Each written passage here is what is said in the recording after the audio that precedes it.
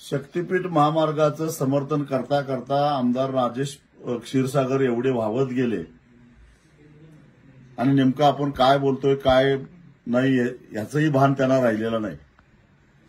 माझी 500 एकर जमीन असल्याचा आरोप त्यांनी केला। मी कोल्हापूर जिल्ह्याच्या बाहेर असल्यामुळे मला ते उशिरा समजलं।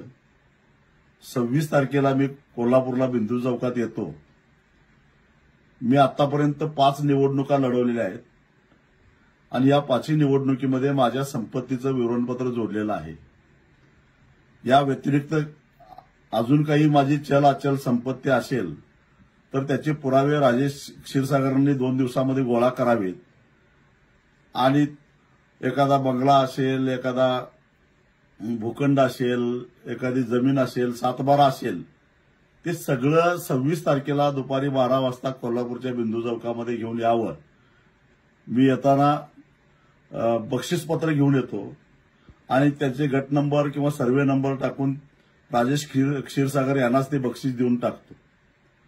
माझं आव्हान त्यांनी हे स्वीकारावं। मी बरोबर 12 वाजता 26 जुलैला कोल्हापूरच्या बिंदू चौकामध्ये येणार आहे